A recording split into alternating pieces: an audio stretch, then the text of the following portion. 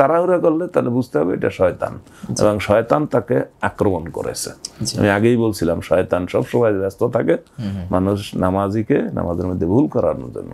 নিয়াতের উপরে আমল নির্ভর করে। অনেকেই নামাজের নিয়ম কানুন না জানার কারণে তাকে কিন্তু জায়গা দিচ্ছে না। দুই পাশের দুইজন চেপে ফাঁকাটা বন্ধ করে দেবেন, ফাঁকা রাখবেন না। ফাঁকায় কি থাকে? শয়তান থাকে। কিন্তু সবাই জানে, যারা রাজনীতি করে তারা মহিলাদেরকে রাজনৈতিক মাঠে নিয়ে আসে পাপের কাজে জড়ানোর জন্য, আর একদল মসজিদে মহিলাদেরকে নিয়ে আসে পাপের কাজ জড়ানোর জন্য। শব্দটা আমি বললাম না, এই জাতীয় কথা বাড়াবাড়ি, চরম বাড়াবাড়ি। দেশের নাম্বার 1 ট্রেডিং অ্যাপ নিফটি ফার্স্টে পাচ্ছেন ট্রেডিং এর সব সুবিধা, dual exchange access, company analysis, portfolio তৈরি করা সহ আরো অনেক ইউনিক ফিচারের সাথে ট্রেড করতে ডাউনলোড করুন এক্ষুনি।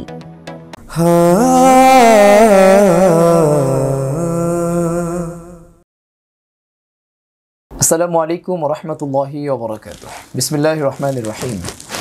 বাণিজ্য প্রতিদিনের নিয়মিত আয়োজন শাশ্বত মুক্তির পথ অনুষ্ঠানে সুপ্রিয় দর্শক শ্রোতা যারা পৃথিবীর যে কোনো প্রান্ত থেকে আমাদেরকে উপভোগ করছেন, আপনাদের সকলকে জানাচ্ছি আন্তরিক শুভেচ্ছা, প্রীতি ও অভিনন্দন। সুপ্রিয় দর্শক, শুরু করছি মহান রব্বুল আলমিনের দরবারে শুকরিয়া আদায় করে, যিনি আমাদেরকে চমৎকার এই অনুষ্ঠানটি করবার তৌফিক দিয়েছেন এবং আপনাদেরকে চমৎকার এই অনুষ্ঠানটি উপভোগ করবার ইনায়াত ফরমিয়েছেন। আমরা সকলেই কালেমাতে শুকর আদায় করছি আলহামদুলিল্লাহ। দরুদ এবং সালাম পেশ করছি মানবতার মহান শিক্ষক রাসূল করিম সাল্লাল্লাহু আলাইহি ওয়াসাল্লামের প্রতি। সুপ্রিয় দর্শক, আল্লাহ রাব্বুল আলামিন কিয়ামতের ময়দানে সর্বপ্রথম যে বিষয়টির হিসাব গ্রহণ করবেন সেটি হচ্ছে আসসালাহ বা নামাজ। এই নামাজ আদায়ে আমাদের নানাবিধ রকমের ভুল হয়ে থাকে। সেই ভুল ভ্রান্তিগুলো থেকে কিভাবে আমরা বেঁচে থাকতে পারি এবং সেই ভুলগুলোই বা আসলে কোথায় কোথায় হয়ে থাকে, এই বিষয়গুলো নিয়ে আজ আমরা কথা বলবো। এই বিষয়ে কথা বলবার জন্য স্টুডিওতে আমন্ত্রণ জানিয়েছি বিদগ্ধ ইসলামিক পণ্ডিত, বিশিষ্ট ফকি মুফাসসির, তামিলুল মিল্লাত কামিল মাদ্রাসার সম্মানিত প্রধান মুফাসসির আবুল কাশেম গাজী হুজুরকে।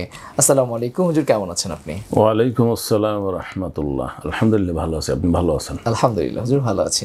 হুজুর, এই যে সালাত আদায় করতে গেলে আমরা যে নানাবিধ রকমের ভুল ভ্রান্তি গুলো করে থাকি, প্রথমে একটু জানতে চাই যে আসলে নামাজের মধ্যে আমরা আসলে কেন ভুল হয়, আর ভুল বলতেই বা আমরা আসলে কি বুঝবো নামাজের ক্ষেত্রে? অত্যন্ত গুরুত্বপূর্ণ বিষয়। আলহামদুলিল্লাহ, আসসালাতু ওয়াসসালামু আলা রাসূলিল্লাহ।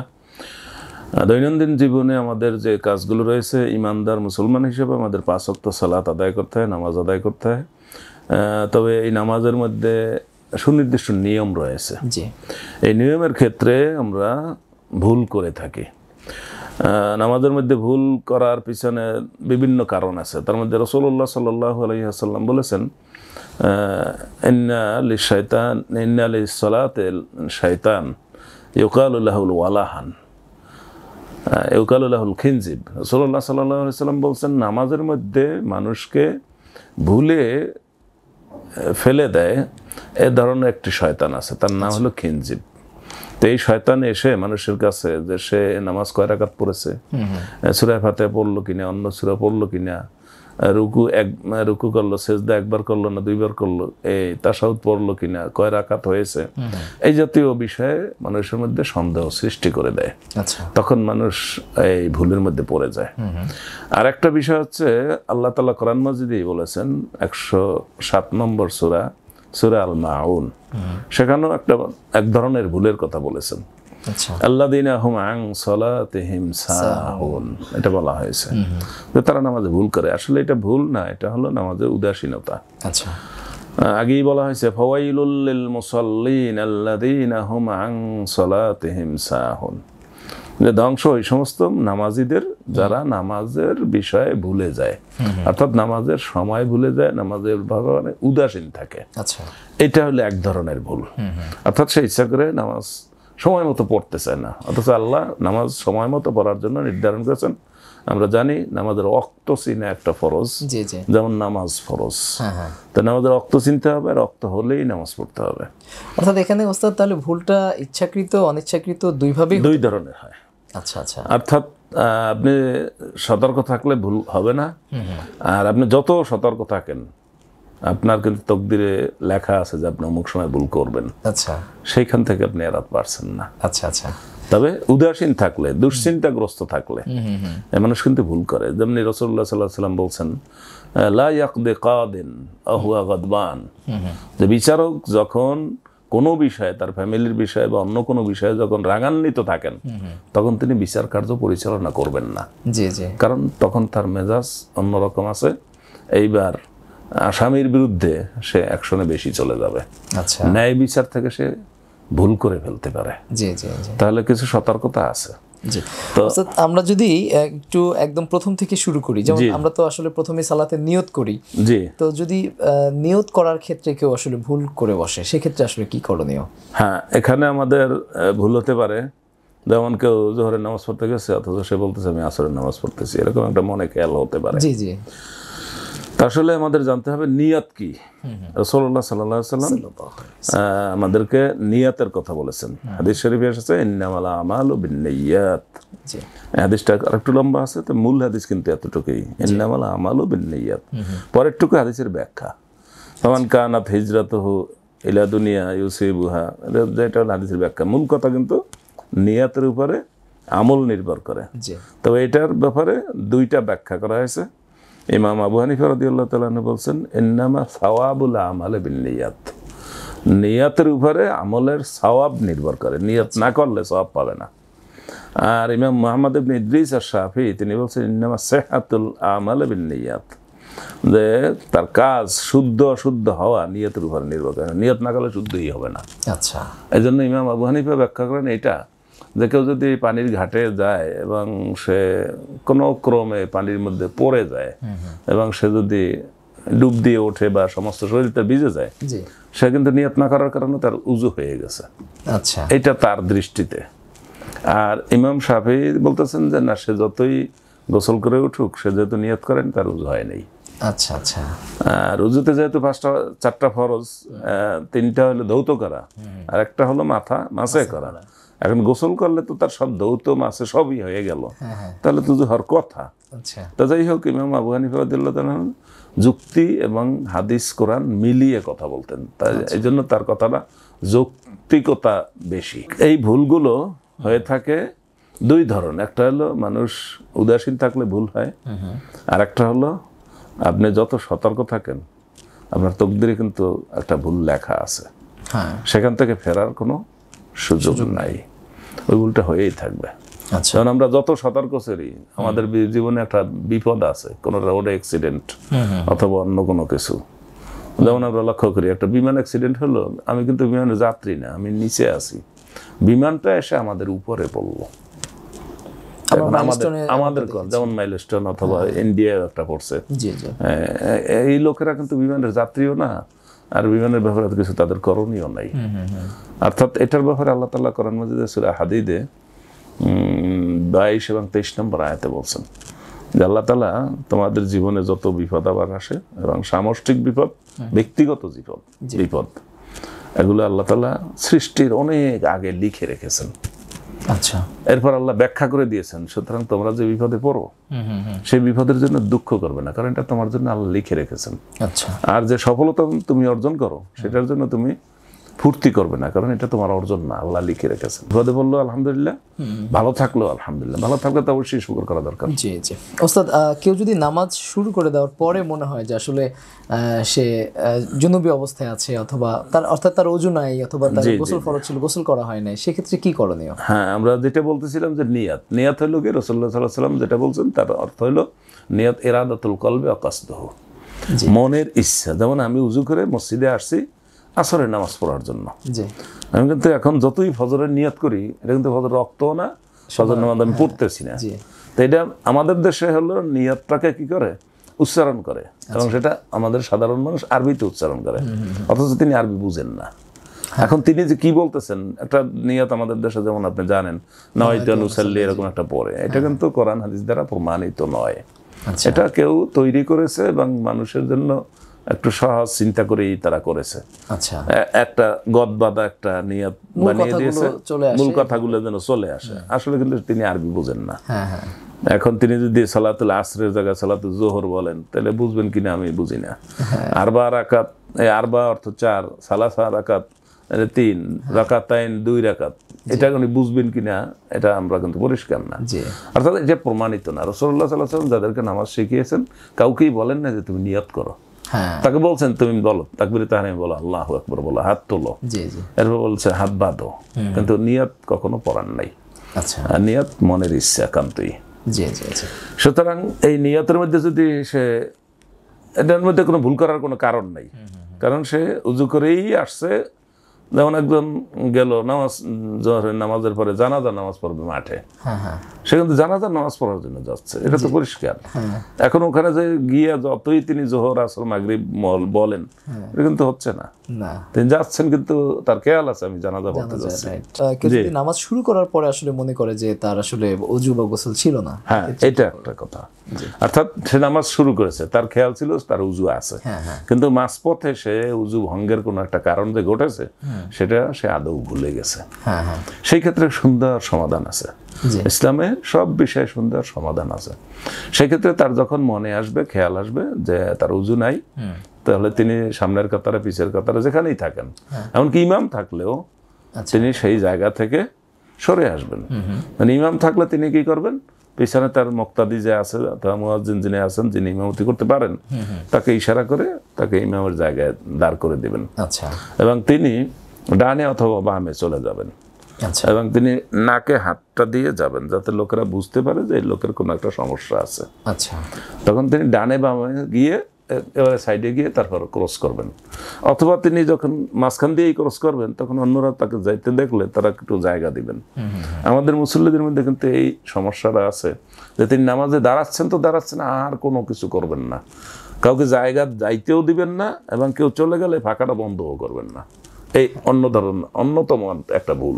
জি জি জি অর্থাৎ সে যখন যেতে চায় তখন আপনি একটু সরে তাকে জায়গা দেন, যেতে দেন। আচ্ছা অবশ্য তার কিন্তু ডানে বামে, আমি আগেই বলছি, তার ডানে বামে গিয়ে কাতারের প্রান্তে গিয়ে তারপর ক্রস করলে ভালো হয়, কারণ সাইডে একটু জায়গা থাকে।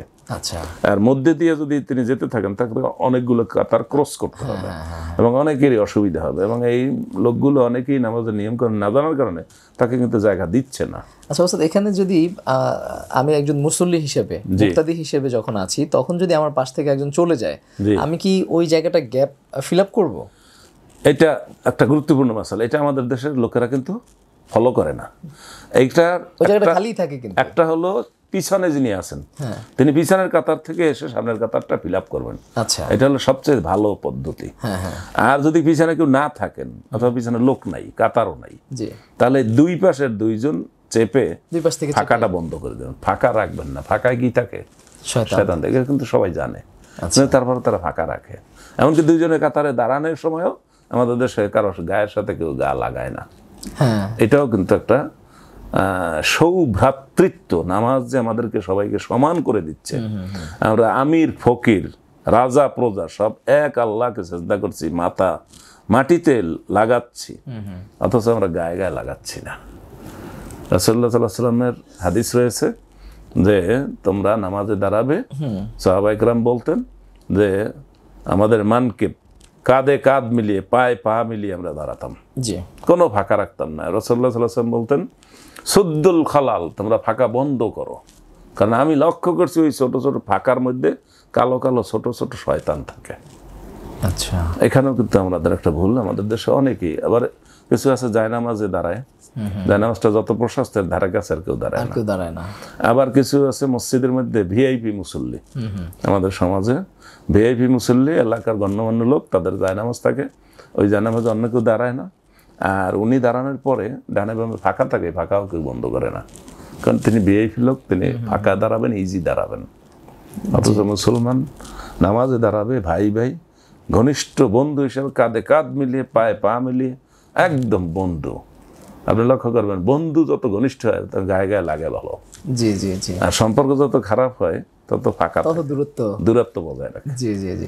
অর্থাৎ এই যে জায়নামাজ দিয়ে জায়গা দখল করে রাখার যে একটা কথা আপনি বললেন, অনেক সময় এটি আমরা দেখি যে ঢাকা শহরে প্রথম এক দুই কাতার ইমামের পিছনে, ইমামের পেছনে, হ্যাঁ, বিভিন্ন রকমের জায়নামাজ দিয়ে জায়গাগুলো দখল করা, এভাবে জায়গা দখল করে রাখার কি কোনো সুযোগ আছে? কোনো সুযোগ নেই, কোনো সুযোগ নেই। ইমামের পিছনে কারা দাঁড়াবে? রাসূলুল্লাহ সাল্লাল্লাহু আলাইহি ওয়াসাল্লাম বলেছেন লিয়ালিয়ানি মিনকুম উলুল আহলামে ওয়ান নুহা, সহিহ তিরমিজি, জামে তিরমিজি হাদিস, যে তোমাদের মধ্যে যারা জ্ঞানী বয়স্ক এবং ইমামের অ্যাবসেন্সে ইমামতি করতে পারে, ইমামের কোনো সমস্যা হলে তার সংশোধনী দিতে পারে, জি। ইমামের উজু নষ্ট হয়ে গেলে ইমামের জায়গায় দাঁড়াতে পারে, এমন জ্ঞানী বয়স্ক লোকগুলো ইমামের পাশে আমার পাশে দাঁড়াবে, এই রাসূলুল্লাহ সাল্লাল্লাহু আলাইহি ওয়াসাল্লাম বলছেন। এখন কিন্তু দেখা যায় ইমামের আশেপাশে এমন লোক দাঁড়ায় সে একামতও দিতে পারে না। জি, ইমাম মুয়াজ্জিন না থাকলে যদি বলা যায় একামত দেন, সে দিতে পারেন না। এটা কিন্তু ম্যাক্সিমাম সময় হয়। এইটা আমাদের দেশে অনেক। জি ওস্তাদ, কখনো যদি কারো নামাজের কোনো রোকন ছুটে যায় জি, বা ফরজে যদি কোনো ভুল করে ফেলে, সেক্ষেত্রে কি করণীয়? হ্যাঁ, এই ধরনের ভুলের ব্যাপারেই আমরা বলতেছিলাম যে ভুল তো একে দুই ধরনের, একটা হলো অসতর্কতার কারণে ভুল, আর একটা হলো যত আপনি সতর্ক থাকেন তারপরে ভুল হয়ে যেতে পারে। রাসূলুল্লাহ সাল্লাল্লাহু আলাইহি ওয়াসাল্লাম নামাজে ভুল করেছেন, জি। কম করেছেন অথবা যে কোনো ধরনের ভুল করেছেন। সাহাবায়ে কেরামের মধ্যে একজন সাহাবী ছিলেন, তার পরিচিত নাম হলো যুল ইয়াদাইন। আচ্ছা, কানা ফি ইয়াদিহি তুল, হাদিস শরীফে এসেছে তার হাত একটু লম্বা ছিল, এই জন্য তাকে যুল ইয়াদাইন, দুই হাত ওয়ালা বলা হতো। জি জি, যুল ইয়াদাইন বলছেন, ইয়া রাসূলুল্লাহ আকুসিরাতিস সালাতু আম নাসিতা, যে নামাজকে আল্লাহ কমিয়ে দিয়েছেন নাকি আপনি ভুল করেছেন? জি, পরে রাসূলুল্লাহ সাল্লাল্লাহু আলাইহি ওয়াসাল্লাম অন্য সাহাবীদেরকে জিজ্ঞাসা করছেন যে মা ক্বালা যুল ইয়াদাইন, যুল ইয়াদাইন যা বলছে তোমরা কি খেয়াল করছো, আসলে কি নামাজে আমি ভুল করছি? তখন অন্যরা বলছে ইয়া রাসূলুল্লাহ নামাজ কম হয়েছে।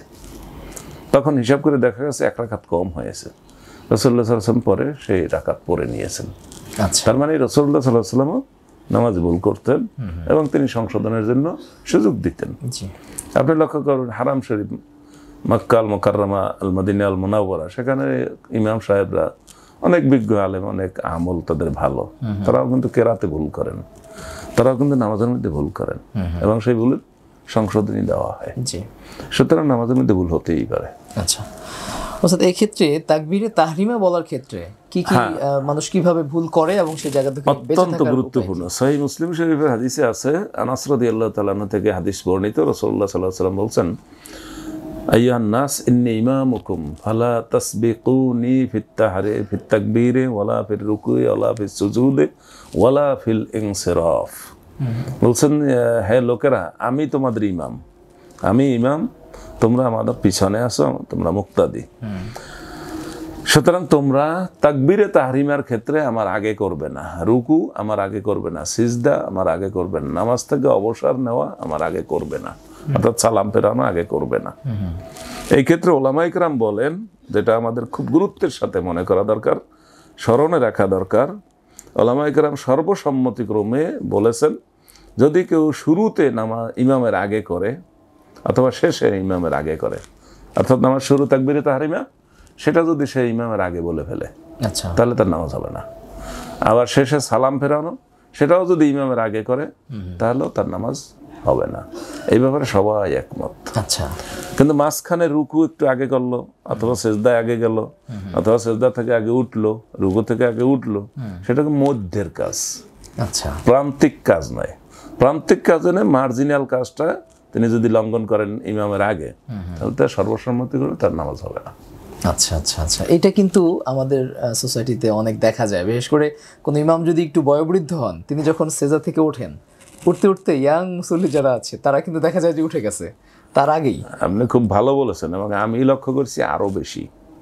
সেটা হলো এই, আমাদের দেশে অধিকাংশ মানুষ ইমামের আগে ওঠা বসা করে এবং সালামও ইমামের আগে ফিরে, তাকবীর তাহরিমার আগে করে। কিভাবে আপনি লক্ষ্য করেন, ইমাম সাহেব বলতেছেন আল্লাহু আকবার, একটু জোরে বলছেন, একটু টেনে বলছেন, মুসল্লি কি বলবেন? আল্লাহু আকবার। তাহলে আগে হইলো কারটা? মানে দ্রুত বলে সে ইমামের আগে হয়ে গেল।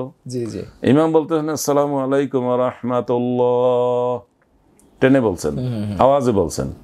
মুসল্লি বলবে কি? আসসালামু আলাইকুম ওয়া রাহমাতুল্লাহ। এবং ইমামের আগে দুই দিকে সালাম ফিরিয়ে তিনি হাত গুটিয়ে ফেলেছেন। আচ্ছা আচ্ছা, এই বিষয়টা আমাদের দেশে মারাত্মকভাবে আমি লক্ষ্য করছি, অধিকাংশ মানুষের এই কারণে নামাজ হয় না। কারণ তাকবীরে তাহরিমা ইমামের আগে যদি শুরু করেন, রাসূলুল্লাহ সাল্লাল্লাহু আলাইহি ওয়াসাল্লাম বলছে আমি তোমাদের ইমাম, আমার আগে করবে না। তো ইমাম সাহেব যখন বলবেন আল্লাহু আকবার, আমাদের দর্শক শ্রোতা মুসল্লি নামাজিদের আমরা বলবো ইমাম বলা শেষ হলে আপনি শুরু করবেন আল্লাহু আকবার। আচ্ছা, এবং ইমামের দুই দিকে যখন সালাম ফেরানো হবে তখন আপনি শুরু করবেন আসসালামু আলাইকুম রহমতুল্লাহ। এইটা কিন্তু অনেক গুরুত্বপূর্ণ, এটা হচ্ছে না। না, আমরা তো সাধারণত একদিক হইলেই শুরু করে দেয়। আপনি লক্ষ্য করবেন মানে লাইভ অনুষ্ঠানে আপনি লক্ষ্য করবেন মক্কা এবং মদিনার নামাজ কিন্তু রেকর্ড করা হয় এবং টিভিতে সরাসরি সম্প্রচার করা হয়। আপনি লক্ষ্য করেন সেখানে কিন্তু মুকাব্বির আছেন। ইমাম সাহেব দুই দিকে যখন সালাম ফিরিয়ে শেষ করেন তখন মুকাব্বির শুরু করে আসসালামু আলাইকুম রহমতুল্লাহ। একদিকের পরে মোটেও না, কখনোই না। আমাদের নামাজের প্র্যাকটিক্যাল রাসূলুল্লাহ সাল্লাল্লাহু আলাইহি ওয়াসাল্লাম যেখানে নামাজ পড়েছেন, নামাজ পড়িয়েছেন, সেই জায়গার লোকেরা কিন্তু এই নামাজগুলো হাতে কলমে দেখে তারা প্র্যাকটিক্যাল আমল নিয়ে এই পর্যন্ত আসছে। আপনি লক্ষ্য করবেন আমাদের দেশে যেটা আপনি উল্লেখ করেছেন, ইয়াং মুসল্লিরা, আমি বলছি ইয়াং না, সব মুসল্লি। আমার পাশে মনে করেন একজন আলেম মানুষ, আমরা দুইজনে নামাজ পড়তেছি, আমি একবারও তার আগে সিজদায় যাইতে পারতেছি না। আগে সে এত চালু আর এত দ্রুত যেতে চায়। আর একজন সাধারণ মানুষ, এই দিনমজুর এই জাতীয় একজন লোক নিয়ে আমি একদিন নামাজ পড়ছি, একবারও আমি তার আগে সিজদায় যেতে পারলাম না। তো এই যে বিষয়টা লোকদেরকে জানতে হবে যে ইমামের আগে কোনোটা করা যাবে না। ইমাম বলে শেষ করবেন, দুই দিকে সালাম ফিরানো শেষ করবেন, তারপর শুরু করবেন। এই ক্ষেত্রে মুক্তাদি ইমামের আগে ওঠার কোনো সুযোগ নেই। জি ওস্তাদ, অনেক সময় দেখা যায় তাড়াহুড়োর কারণে অনেকেই হাতে রুকুতে গিয়ে খুব ধীরস্থিরভাবে সময় নিচ্ছে না, হয়তো রুকুতে যাচ্ছে আর উঠে যাচ্ছে, পরিপূর্ণরূপে আসলে রুকু করছেন বলে মনে হচ্ছে না। এই জায়গায় ওনার সালাতের কি অবস্থা হবে? রাসূলুল্লাহ সাল্লাল্লাহু আলাইহি ওয়াসাল্লাম বলেছেন, হাদিস শরীফে আসছে, তিলকা সালাতুল মুনাফিক, ওইটা মুনাফিকের নামাজ। ইয়াজলিসু, সে বসে থাকে, ওয়ারকুবু ইলা শামস, উদাহরণস্বরূপ আসরের নামাজের কথা বলা হচ্ছে, যে সে আসরের নামাজ পড়ে নাই, অথচ বসে আছে, গল্প করতেছে, এরপর সে সূর্যের দিকে তাকিয়ে থাকে। হাত্তা ইযা কাদাত বাইনা কারনাই শাইতান, যখন শয়তানের দুই শিঙের মাঝে সূর্যটা চলে যায়, তখন সে উঠে তাড়াহুড়া করে নামাজ পড়ে, লা ইয়াযকুরুল্লাহ ইল্লা কালিলা, তখন সে আল্লাহকে বেশি একটা স্মরণ করে না, সে শুধু ওঠা বসা করে। অর্থাৎ আল্লাহর স্মরণে নামাজ পড়বো, হ্যাঁ, মানে যাকারাসমাল রাব্বিহি ফাসাল্লা, আল্লাহর স্মরণে নামাজ পড়বে, আল্লাহকে স্মরণ করে নামাজ পড়বে, এটা কিন্তু হচ্ছে না। তো এই ক্ষেত্রে এই যে তাড়াহুড়া করে রুকুতে গেল এবং সেখান থেকে কোনো মতে উঠে গেল, উঠে সোজা আবার দাঁড়ালো না ভালো করে, তার মধ্যে সিজদায় চলে গেল, এই নামাজটাকে হাদিস শরীফ বলেছে তিলকা সালাতুল মুনাফিক, এটা মুনাফিকের নামাজ, এটা মুনাফিকের নামাজ। আচ্ছা, সে মনোযোগ দেয় না, অর্থাৎ সে যতক্ষণ রুকুতে থাকবে ততক্ষণ দাঁড়িয়ে থাকবে, যতক্ষণ সিজদায় থাকবে ততক্ষণ দুই সিজদার মাঝে বসে থাকবে। আচ্ছা আচ্ছা। এবং সামি আল্লাহু লিমান হামিদা বলার পরে সে ঠান্ডা মতো বলবে রব্বানা ওয়ালাকাল হামদ হামদান কাসীরান তাইয়িবান মুবারাকান ফি, ঠান্ডা মতো বলবে। জি ওস্তাদ, সালাতের মাঝে ইমাম সাহেব যে তাকবীরগুলো দিয়ে থাকেন, একজন মুসল্লি কি মাঝের সেই তাকবীরগুলো মুখে উচ্চারণ করবেন? হ্যাঁ, এখানে লোকেরা মাঝে মধ্যে কেউ কেউ হয়তো ভুল করেন যে তারা শুধু ইমাম সাহেবের সাথে ওঠা বসা করেন এবং তারা মনে করেন ইমাম সাহেবই তো সব বলতেছে। আসলে তা না, মুসল্লি যিনি নিজ পিছনে আছেন তিনি সব বলবেন।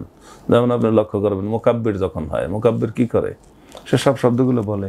জি জি, আল্লাহু আকবার ইমাম সাহেব বলেন, সেও বলে আল্লাহু আকবার। জি, সামি আল্লাহু লিমান হামিদা ইমাম সাহেব বলেন, তখন সে বলে রব্বানা ওয়া লাকাল হামদ। জি, আমাদের দেশে অবশ্য রব্বানা লাকাল হামদ বলা হয়, ওটা বলা হয় না। মক্কা মদিনায় কিন্তু ওয়া লাকাল হামদ বলে এবং এটা হাদিসে সহিহ হাদিস দ্বারা প্রমাণিত। জি, তো রব্বানা ওয়া লাকাল হামদ বললেন, আবার বললেন ইমাম সাহেব আল্লাহু আকবার। মুকাব্বিরও কি বলছেন? আল্লাহু আকবার। সুতরাং মুকাব্বির যা যা বলছে, মুক্তাদি যারা আছেন অন্যান্য সকলে কিন্তু ওই শব্দগুলো বলবেন, এই তাকবীর, তাসমিয়া, তাসবিহ, এগুলো সব বলবেন। আবার রুকুতে গিয়ে সুবহান রাব্বিল আলা সেটাও কিন্তু পড়বেন, সিজদায় গিয়ে সুবহান রাব্বিল আলা পড়বেন, রুকুতে সুবহান রাব্বিল আযীম পড়বেন। আচ্ছা আচ্ছা, চুপ থাকবেন না, চুপ থাকবেন না। জি, মুখ বন্ধ করে পড়বেন তাও না, মুখ উচ্চারণ করে নিজের কানে যেন শোনা যায় এতটুকু আওয়াজে পড়বেন। আচ্ছা আচ্ছা। এক্ষেত্রে যদি কোনো ব্যক্তি একাকী নামাজ পড়তে থাকে এবং সেই ক্ষেত্রে তিনি যখন রুকুতে যাচ্ছেন বা সেজদা থেকে তিনি উঠছেন যাচ্ছেন, এই সকল জায়গাগুলোতে যে তাকবীর, এটাতে যদি কখনো তার কনফিউশন তৈরি হয় যে আমি আসলে কি আল্লাহু আকবার বললাম নাকি না বলেই সেজদায় চলে আসলাম, এক্ষেত্রে আসলে কি করবেন তিনি? হ্যাঁ, এই ধরনের ভুল হলে তাকে ভুলে গালে বেড়ায়, অর্থাৎ বেশির দিকে যেই দিকে তার মন যায় সেটাকে ধরে নিতে হবে। তিনি যদি মনে করেন যে আমি বলছি, তাহলে ঠিক আছে। আচ্ছা, আর যদি তার এমন হয় যে না আমি আসলে ভুলই নেই, তাহলে তিনি যেখানে গিয়েছেন সেখান থেকে বলে ফেলবেন, ওখানে একবার বলে ফেলবেন। ওখানে বলে ফেলবেন। আচ্ছা আচ্ছা। অর্থাৎ এই যে সালাতের ক্ষেত্রে উঠা বসার কথা বারবার আমরা আসছি, যে রুকুতে যাওয়া বা সিজদায় যাওয়া, এই কেন্দ্রে কি আর কোনো মেজর কোনো ভুল রয়েছে? হ্যাঁ, এই কেন্দ্রিক মেজর ভুল হলো যেমন 2 রাকাত নামাজ পড়ে বসবেন ইমাম সাহেব, তো আমরা মুসল্লি পিছনে আসি, ইমাম সাহেব বসবেন কিন্তু তিনি দাঁড়িয়ে যাচ্ছেন, অথবা 3য় রাকাতে তিনি দাঁড়াবেন কিন্তু 3য় রাকাতে তিনি বসে যাচ্ছেন, সেক্ষেত্রে মুসল্লি কি করবেন? পিছন থেকে লোকমা দিবেন, তাকে সতর্ক করবেন। তিনি যদি বুঝতে পারেন যে ইমাম ভুলের দিকে যাচ্ছেন, তাহলে তিনি পিছন থেকে সতর্ক করবেন। আর এই সতর্ক করার ব্যাপারে হাদিস শরীফে এসেছে লিররিজাল তাসবিহু ওয়া লিরনিসাই তাসফীকু। আচ্ছা, অর্থাৎ ইমামকে সতর্ক করার জন্য পুরুষ যারা থাকবেন পিছনে তারা বলবেন সুবহানাল্লাহ। এটা বললে ইমাম সাহেব বুঝবেন আমি কোনো জায়গায় ভুল করতেছি, সুবহানাল্লাহ বলবেন। কিন্তু আমাদের দেশে বলে কি আল্লাহু আকবার। আর মহিলারা যদি পিছনে থাকেন, মহিলারাও তো থাকতে পারেন, আমরা যদিও মহিলাদের অবস্থাটা আমাদের দেশে অ্যাভেলেবেল না, আমরা মহিলাদেরকে একেবারে মসজিদ থেকে তাড়িয়ে দিয়েছি, এমনকি মহিলারা মসজিদে ঢুকতেও ভয় পায়, এরকম অবস্থা। আসলে মসজিদে মহিলারা আসতে পারেন, এবং ঈদের নামাজে তো আদেশ করা হয়েছে তাদেরকে নিয়ে আসো। আচ্ছা, তারপর জুমার নামাজে যদি না আসেন তাহলে তালিম তরবিয়ত তারা শিখবে কোথায়? এটা কিন্তু মহিলাদের, হ্যাঁ মহিলাদের 5 ওয়াক্ত নামাজ তার ঘরে ভালো। হাদিস শরীফে এসেছে মহিলাদের মসজিদে যাওয়ার চাইতে তার নামাজ তার ঘরে ভালো, ঘরের মধ্যে আবার তার নিজের রুমের মধ্যে, ব্যক্তিগত রুমের মধ্যে ভালো। আচ্ছা, তবে হাদিস শরীফে এটাও আছে লা তামনাউ ইমা আল্লাহ মাসাজিদ আল্লাহ, তোমরা মহিলাদেরকে মসজিদে যেতে বাধা দিবে না। অর্থাৎ তাদের ব্যাপারটা কিন্তু দুই দিকেই ব্যালেন্স করার কথা বলা হয়েছে। তারা যদি কেউ মসজিদে যায় বাধা দেওয়া যাবে না। আচ্ছা, আর যদি তারা ঘরে নামাজ পড়ে সেক্ষেত্রেও তাদেরকে ট্রেনে মসজিদে নিতে হবে না, কারণ তার নামাজ মসজিদে ঘরেই ভালো। অনেক সময় বাইরে যেতে হলে তখন তো আসলে এখন হ্যাঁ এটা হলো যেমন বাইরে আমরা কোনো কাজে গেলাম, সেখানে তো তার নামাজ পড়তে হবে। ডাক্তারের কাছে গেলাম বা অন্য কোনো কাজে গেলাম, বেড়াতে গেলাম, পথে আমি দূরত্বের পথে, সেখানে নামাজ পড়বে কোথায়? সেক্ষেত্রে মহিলাদের নামাজের জায়গা রাখা দরকার। তবে এইভাবে বলা উচিত না, যেমন কিছু লোকেরা বলে থাকেন যে যারা রাজনীতি করে তারা মহিলাদেরকে রাজনৈতিক মাঠে নিয়ে আসে পাপের কাজে জড়ানোর জন্য, আর একদল মসজিদে মহিলাদেরকে নিয়ে আসে পাপের কাজ জড়ানোর জন্য। শব্দটা আমি বললাম না, এই জাতীয় কথা বাড়াবাড়ি, চরম বাড়াবাড়ি নিঃসন্দেহে। কারণ যে ব্যাপারে রাসূল করিম সাল্লাল্লাহু আলাইহি ওয়াসাল্লামের তো হ্যাঁ নির্দেশ রয়েছে, তারা শেখার জন্য কিন্তু আমরা জুমার নামাজের প্রথম খুতবাটা কিন্তু তালিম, আর দ্বিতীয় খুতবাটা প্রধানত দোয়া। তাহলে প্রথম খুতবায় কোরআন হাদিসের দৃষ্টিতে তালিম দেওয়া হবে, এবং লোকদেরকে সবসময় তালিমের উপরে রাখতে হবে। আল্লাহ বলেছেন ওয়াযাক্কির ফাইন্না যিকরা তানফাউল মুমিনিন, মুমিনদেরকে উপদেশ দিতে থাকো, এটা তাদের জন্য উপকারী হবে। এবং এই তালিম আমরা পুরুষদেরকে যেভাবে দেই মহিলাদের কিন্তু কোনো দিচ্ছি না, তাহলে তারা শিখে কোথায়? তারা দাদি আর নানির কাছ থেকে। দাদি আর নানি কি জানে? আমাদের পুরুষ লোকেরাই বা কি জানে? তারাই তো প্রতিনিয়ত শিখতে থাকে এবং প্রতিনিয়ত ভুল সংশোধন হচ্ছে। তাই মহিলাদের ব্যাপার জানার ব্যাপারটা কিন্তু আমরা খুব কঠিন করে ফেলেছি, সহজ করা দরকার। অন্তত জুমার নামাজ তাদের আসা দরকার, এবং ঈদের নামাজ তো অবশ্যই। এবং এক্ষেত্রে মসজিদ কমিটিগুলোর আসলে ব্যবস্থাপনা যাতে পর্দার সাথে তারা আসতে পারে। খেয়াল করবেন তিরমিজিতে একটি হাদিস রয়েছে, একজন মহিলা নামাজে যাচ্ছিল, সেই নামাজে যাওয়ার পথে এই মহিলাটাকে একজন পুরুষ পাপের কাজে জড়িয়ে ফেলেছে। তাদের কাউকে নিষেধ করেন নাই। আচ্ছা, এখন যদি এরকম কিছু করতো তাহলে তো একেবারে সব মসজিদ তালা দেওয়া হয়ে যায়। তার মানে ফিতনার আশঙ্কা ইত্যাদি এই যে কথা বলা হয়, এই কথা সঠিক নয়। তিরমিজিতে লম্বা হাদিস আছে, এবং সেই মহিলার স্বামীকে ডেকে রাসূলুল্লাহ সাল্লাল্লাহু আলাইহি ওয়াসাল্লাম বলেছেন তোমার স্ত্রী এই পাপের জন্য কোনো দায়ী না, তুমি তোমার স্ত্রীকে নিয়ে যাও। তাকে বলে দিয়েছেন। আল্লাহ নবী বলার পর সে কোনো দুঃখ করে নাই। আর যেই লোকটা এই অপরাধটা ইচ্ছাকৃতভাবে করেছে সেই লোকের শাস্তি দেওয়া হয়েছে। এবং মহিলাদেরকে বলা হয় না যে মহিলারা এখন থেকে তোমরা 6 মাস মসজিদে আসবা না, আচ্ছা, বা এই কারণে এখন থেকে বন্ধ। অর্থাৎ এটি একটি এক্সেপশন দুর্ঘটনা, এটাকে সেভাবেই দেখা হয়। দুর্ঘটনা, এটা ছাড়াও দুর্ঘটনা ঘটতে পারে, ঘটতেই পারে। সুতরাং এটার দোহাই দিয়ে মসজিদে মহিলাদেরকে নামাজে আসা নিষেধ করা এবং ওমর রাদিয়াল্লাহু তাআলা আনহুর বিরুদ্ধে এই অভিযোগটা দেওয়া হয় যে তিনি নাকি নিষেধ করেছেন, অথচ তিনি যেই নামাজে ফজরের নামাজে আততায়ীর ছুরিকাঘাতে তার মানে পেট কেটে ফেলেছিল, ছুরিকাঘাত করেছিল, সেই নামাজের মসজিদেও তার স্ত্রী মসজিদে ছিল। তাহলে ওমর রাদিয়াল্লাহু তাআলা সব মহিলাদেরকে নিষেধ করেছেন আর তার ঘরের মহিলাকে নিষেধ করেন নাই, এবং তিনি সর্বশেষ জামাতেও ওমরের পিছনেই মুক্তা দিয়ে আছেন। আচ্ছা, অত্যন্ত দুঃখের বিষয়। আমাদের ওলামায়ে কেরাম যে ফতোয়াগুলো দিচ্ছেন সেগুলো কিভাবে দিচ্ছেন আমরা জানি না, দুঃখিত আমরা তাদের জন্য। জি শেখ, অনেক সময় দেখা যায় সালাত আদায় করার ক্ষেত্রে অনেকের কাছে তো এখন সবার কাছেই আসলে সেলফোন থাকে, কখন যদি ফোন চলে আসে অনেক সময় যে আনাফিস সালাহ বা আমি নামাজে আছি এই ধরনের কথা বলে ফোনটাকে সুইচ অফ করা বা তাকে আসলে নিবৃত করার কোনো সুযোগ আছে কিনা? কোরআন মাজিদে একটি আয়াত আছে, আকুমু লিল্লাহি কানিতিন, তোমরা বিনয়ের সাথে নামাজে দাঁড়াও। এই আয়াতের আগে, এই আয়াত নাজিল হওয়ার আগে সাহাবায়ে কেরাম তখন নামাজ এক রাকাত যদি না পেয়ে থাকেন, 2 রাকাত না পেয়ে থাকেন, কিভাবে পড়বেন এই নিয়মটা কিন্তু চালু হয়নি। আচ্ছা, এই নিয়মটা চালু করেছেন মুআয ইবনে জাবাল রাদিয়াল্লাহু তাআলা আনহু। এজন্য হাদিস শরীফে বলা হয় আ'লামু বিল কিতাবি ওয়াস সুন্নাতি মুআয ইবনে জাবাল। মুআয ইবনে জাবাল কিতাব এবং সুন্নাহ সম্পর্কে ভালো জানতেন। আচ্ছা, একবার দেখা গেল তিনি রাসূলুল্লাহ সাল্লাল্লাহু আলাইহি ওয়াসাল্লামের পিছনে নামাজে আসছেন, কিন্তু 1 রাকাত বা 2 রাকাত তিনি পাননি। তো রাসূলুল্লাহ সাল্লাল্লাহু আলাইহি ওয়াসাল্লাম সালাম ফিরিয়ে যখন মুসল্লিদের দিকে ফিরলেন তখন দেখলেন মুআয দাঁড়িয়ে গেছে। আচ্ছা, মুআয দাঁড়িয়ে গেছে, সিস্টেমটা কি আল্লাহর নবীও জানেন না, মুআযও জানে না, দুজনের মধ্যে কোনো আন্ডারস্ট্যান্ডিং নাই। জি, কিন্তু রাসূলুল্লাহ সাল্লাল্লাহু আলাইহি ওয়াসাল্লাম তো তাকে দেখে বুঝে ফেলছেন যে এই মুআয 1 রাকাত বা 2 রাকাত নামাজ পায়নি, এবং সে কাউকে জিজ্ঞাসা না করে সেভাবেই রয়ে গেছে। সে আমার পিছনে নামাজ যা পড়ার পড়ছে, যখন আমি সালাম ফিরিয়েছি তখন সে বুঝতে পারছে তার 1 রাকাত গেল না 2 রাকাত গেল। আচ্ছা, তখন রাসূলুল্লাহ সাল্লাল্লাহু আলাইহি ওয়াসাল্লাম বললেন, লাকাদ সান্না লাকুম, তোমাদের জন্য একটা নতুন সিস্টেম মুআয চালু করেছে, সেটা এখন থেকে তোমরা মুআযের সিস্টেমে করবে। তার মানে তখন থেকে কিন্তু মাসবুক যে নামাজ পড়বেন তিনি সালাম ফিরানোর পরে হিসাব নিকাশ করবেন, আমি কি পেলাম কি পেলাম না। আচ্ছা, যতটুকু পেলাম না ততটুকু সে পরে নেবে। কিন্তু তার আগে ছিল কি, একজন নামাজে দাঁড়াতো আর একজন পাশে এসে জিজ্ঞাসা করতো কাম্মাদাত, কয় রাকাত গেল।